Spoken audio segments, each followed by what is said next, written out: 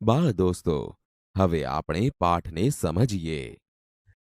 સેવામૂર્તિ પરીક્ષિતલાલનો જન્મ 8મી જાન્યુઆરી 1901ના રોજ ભાવનગર જિલ્લાના પાલીતાણા ગામમાં થયો હતો. તેમના પિતા લલ્લુભાઈ દેશી રાજ્યમાં શિરસ્તેદાર હતા.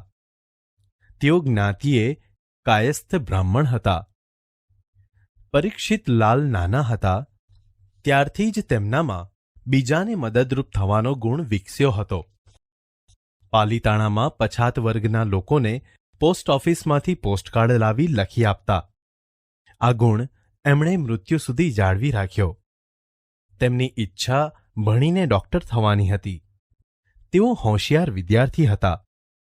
મેટ્રિકમાં સારા માર્ક્સ હતા, જેથી મુંબઈમાં ગોકળદાસ તેજપાલ બોર્ડિંગમાં પ્રવેશ મળ્યો હતો. આ બોર્ડિંગમાં ફર્સ્ટ ક્લાસ વિદ્યાર્થીને જ પ્રવેશ મળતો. તેમનું શરીર ગોરું, સ્વસ્થ અને સુડોળ હતું. ચહેરો હસમુખો હતો. દેખાવમાં આકર્ષક હતા. આ તેમનું બાહ્ય રૂપ હતું.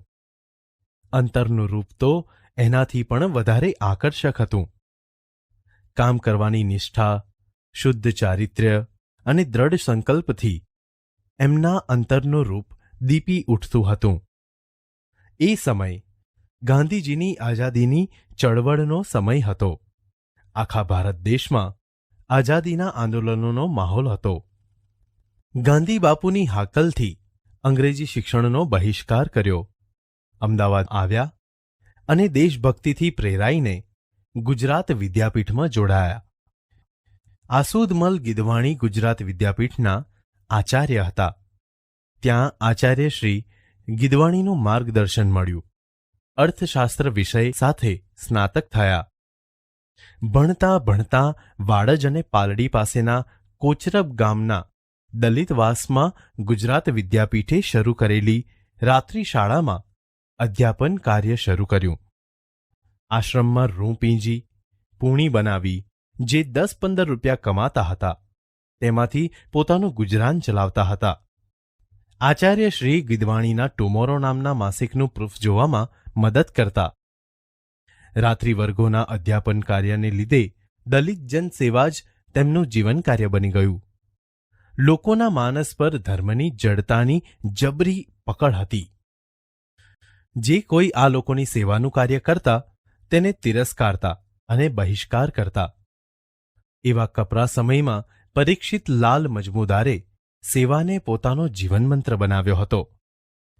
દલિત જન સેવાને પોતાનું શ્રેય અને પ્રેય સમજી મામા સાહેબ ફડકે પાસેથી સેવાની દીક્ષા લીધી. પૂજ્ય મોટા મામા સાહેબ ફડકે અને ઠક્કર બાપા સાથે અંત્યજ સેવા મંડળમાં એમણે સહમંત્રી તરીકે કામ કર્યું. પરીક્ષિતલાલ કર્મયોગી હતા. રાત દિવસની પરવા કર્યા વગર સતત ગામડા ખૂંદતા રહેતા. પ્રવાસેથી થાકીને આવ્યા હોય તો પણ બાળકોને નવડાવતા. કપડાને સાબુ ઘસતા શીખવતા. શાક સમારતા, ચોખાને મોણ દેતા અને ગીતો ગવડાવી આનંદ આપતા. બાળકોને માની મમતાથી જમાડતા. આ એમનું મનગમતું કામ હતું. હરિજન સેવક સંઘના તેઓ સ્થાપક સભ્ય હતા. પછીથી તેના મંત્રી અને પ્રમુખ બન્યા હતા. તેમણે નવા છાત્રાવાસો અને રચનાત્મક પ્રવૃત્તિઓ શરૂ કરાવી હતી. તેમણે ગાંધી બાપુની અસ્પૃશ્યતા નિવારણની ઝુંબેશ પણ આગળ ધપાવી હતી. લોકો દૂર દૂરથી એમને મળવા આવતા. તેમના પ્રશ્નોને એકચિત્તે શાંતિથી સાંભળતા હતા. તેઓ દલિત બાળકોનો શાળા પ્રવેશ, બસમાં બેસવા દેવા માટેનો સત્યાગ્રહ, મંદિર પ્રવેશ, શિક્ષિતોને ટકાવારી મુજબ નોકરીઓ અપાવવી વગેરે પ્રશ્નોમાં આઠે પહોર તડકો છાંયડો જોયા વગર ને થાકની પરવા કર્યા વિના તન, મન અને ધનથી મદદ કરતા. જ્યાં એ લોકોને અન્યાય થતો ત્યારે એમનું હૃદય દ્રવી ઉઠતું. આવી સેવાને લીધે પરીક્ષિતલાલ મજમુદારને સૌ કોઈ ઓળખતા હતા. ઉનાળાના ધોમધકતા તાપમાં એક દિવસે ચાલતા જતા હતા. ખૂબ તરસ લાગી હતી. સુરત જિલ્લામાં સાર્વજનિક પરબેથી એમણે પ્યાલામાં પાણી પીધું. કોઈ અબૂધે તેમને ગાલે તમાચો માર્યો. દવાખાનામાં સારવાર લેવી પડી. તેમ છતાં તેમણે પેલા માણસના વિરુદ્ધમાં એક શબ્દ પણ ઉચ્ચાર્યો ન હતો. તે દિવસથી પરીક્ષિતલાલે જાણે આજીવન દલિત જન સેવાની દીક્ષા લીધી. ત્યાર પછી દલિતના વકીલ બનીને ગુજરાતમાં જ નહીં પણ આખા ભારત દેશમાંથી અસ્પૃશ્યતા દૂર કરવાને સફાઈ કામદારોના માથેથી નરકના ડબ્બા હટાવવા બેખ લીધો. પરીક્ષિતલાલે આઝાદીની ચળવળમાં અદના લડવૈયા તરીકે નાગપુર ઝંડા સત્યાગ્રહ 1923, સવિનય કાનૂનભંગ 1930 તથા હિન્દ છોડો આંદોલન 1942માં સક્રિય ભાગ લીધો અને કારાવાસ ભોગવ્યો. એમની દલિત જન સેવા અને રાષ્ટ્રભક્તિ જોઈને ગાંધી બાપુએ કહ્યું હતું કે પરીક્ષિતલાલ માણસ નથી પણ દેવ છે. જો પરીક્ષિતલાલ જેવા થોડા સેવકો મને મળ્યા હોત તો અસ્પૃશ્યતાની જડ ભારતમાંથી ઘણી વહેલી નીકળી જાત. એમના સમયમાં આખો આશ્રમ એક પરિવાર જેવો હતો. આશ્રમમાં સ્ત્રીઓ પ્રત્યે તેમનું હૃદય કરુણાસભર રહેતું. સૌને પિતા જેવો પ્રેમ આપતા. તેઓ બહેનોના આંસુ સહન કરી શકતા નહોતા. આશ્રમમાં તેમના વડીલપણા નીચે પૂજ્ય બબુમાસી, પૂજ્ય અમીનાબેન, પૂજ્ય આઈ, લક્ષ્મીબેન ખરે, પૂજ્ય વિમળાબહેન પટેલ જેવી બહેનો હતી. ગમે તે વ્યક્તિ ગમે ત્યારે તેમની પાસે નિઃસંકોચ પહોંચી પોતાની મુશ્કેલી રજૂ કરી શકતી હતી. બહેનોના કિસ્સામાં લગીરેય શેષ શરમ રાખ્યા વિના ગમે તેવી વ્યક્તિ પાસેથી ખુલાસો માગતા. દરેકને મદદ કરી સાચું માર્ગદર્શન આપતા.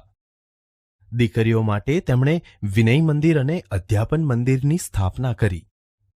દીકરીઓ શિક્ષિત બની આર્થિક સ્વતંત્રતા પ્રાપ્ત કરે અને સ્વમાનથી જીવન જીવે તેવું તેમનું ધ્યેય હતું. વિદ્યાર્થીની પીટીસી પાસ કરે કે તુરંત તેને નોકરી મળે તેવા નિષ્ઠાભર્યા પ્રયત્નો કરતા. ચારે બાજુ એમની એવી છાપ હતી કે એક ફોન માત્રથી છોકરીઓને નોકરી મળી જતી. ગામડામાં કોઈ છોકરીઓને તકલીફ પડતી તો તે પોતે ગામમાં પહોંચી જતા અને તકલીફ દૂર કરવાના પ્રયત્ન કરતા.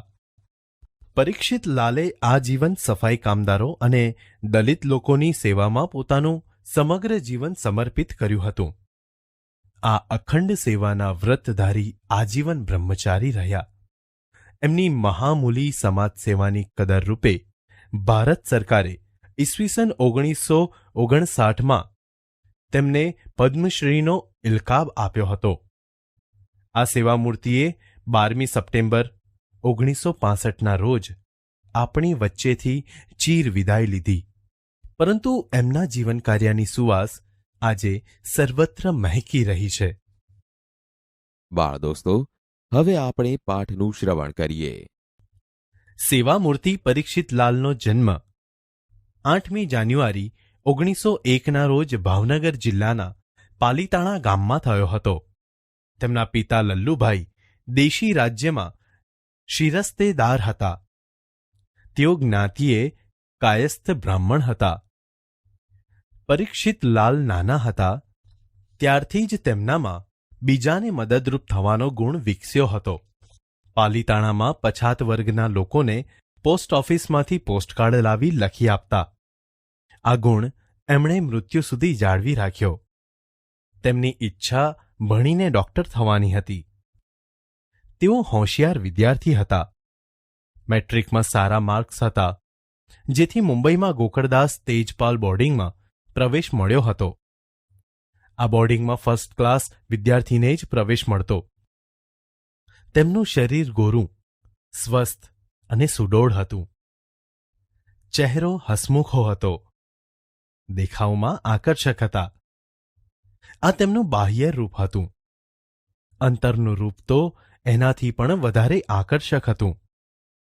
કામ કરવાની નિષ્ઠા, શુદ્ધ ચારિત્ર્ય અને દ્રઢ સંકલ્પથી એમના અંતરનું રૂપ દીપી ઉઠતું હતું.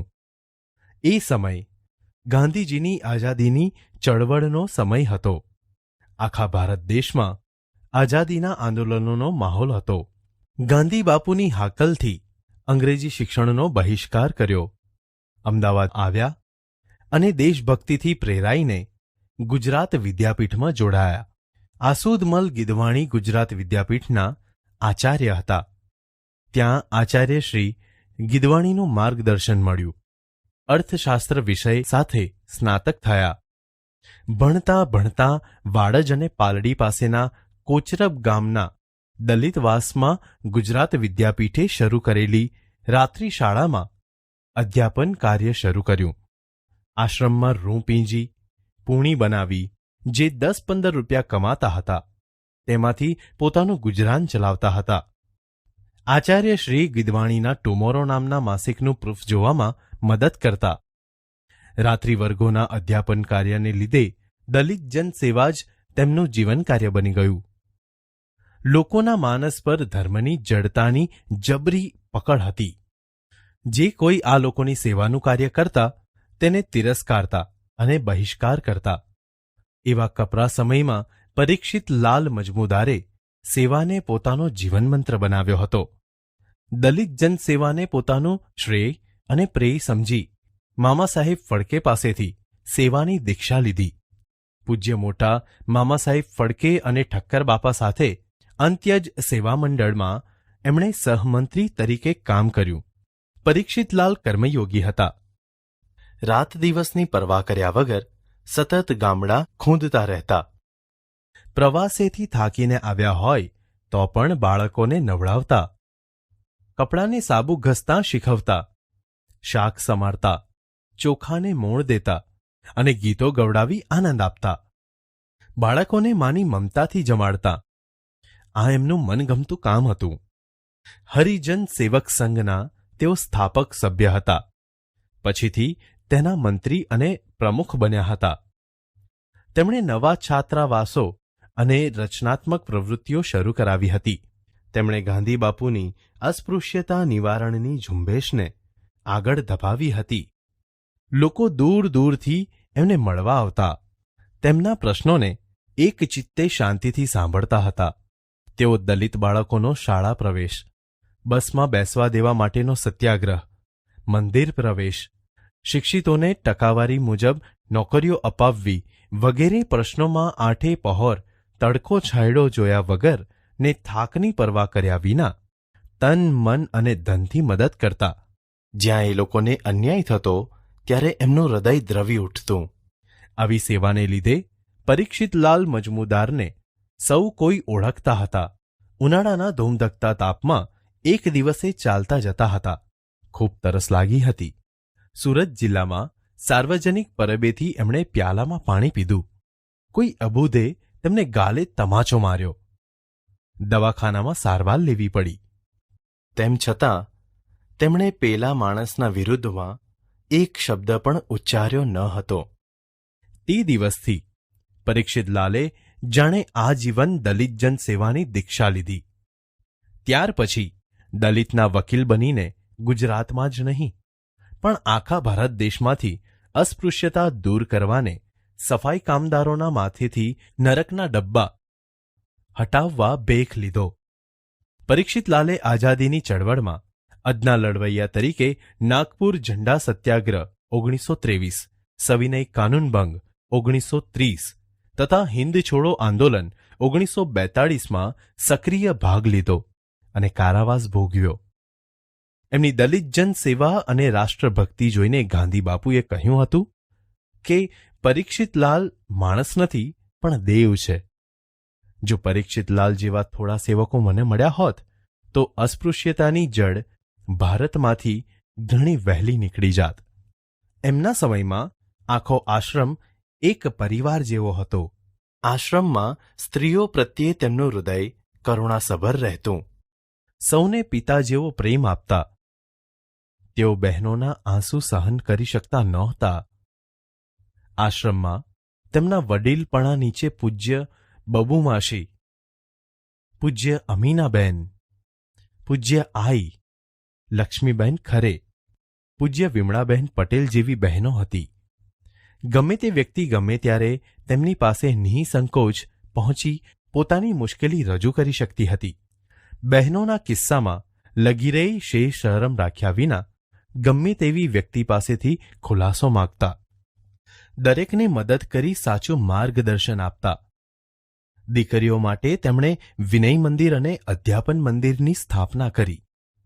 દીકરીઓ શિક્ષિત બની આર્થિક સ્વતંત્રતા પ્રાપ્ત કરે અને સ્વમાનથી જીવન જીવે તેવું તેમનું ધ્યેય હતું. વિદ્યાર્થીની પીટીસી પાસ કરે કે તુરંત તેને નોકરી મળે તેવા નિષ્ઠાભર્યા પ્રયત્નો કરતા. ચારે બાજુ એમની એવી છાપ હતી કે એક ફોન માત્રથી છોકરીઓને નોકરી મળી જતી. ગામડામાં કોઈ છોકરીઓને તકલીફ પડતી તો તે પોતે ગામમાં પહોંચી જતા અને તકલીફ દૂર કરવા પ્રયત્ન કરતા. પરીક્ષિત લાલે આજીવન સફાઈ કામદારો અને દલિત લોકોની સેવામાં પોતાનું સમગ્ર જીવન સમર્પિત કર્યું હતું. આ અખંડ સેવાના વ્રતધારી આજીવન બ્રહ્મચારી રહ્યા. એમની મહામૂલી સમાજ સેવાની કદર રૂપે ભારત સરકારે ઈસવીસન 1959માં તેમને પદ્મશ્રીનો ઇલકાબ આપ્યો હતો. આ સેવામૂર્તિએ 12મી સપ્ટેમ્બર 1965ના રોજ આપણી વચ્ચેથી ચીર વિદાય લીધી. પરંતુ એમના જીવન કાર્યની સુવાસ આજે સર્વત્ર મહેકી રહી છે. પૂરક વાંચન પાઠ 5 સેવામૂર્તિ પરીક્ષિતલાલ મજમુદાર.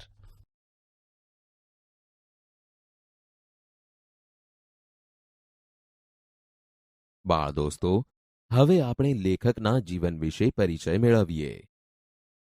સેવામૂર્તિ પરીક્ષિતલાલ મજમુદાર એ જીવન ચરિત્ર પર આધારિત પાઠ છે, જેના લેખક છે શ્રી હરીશ જેઠાભાઈ મંગલમ.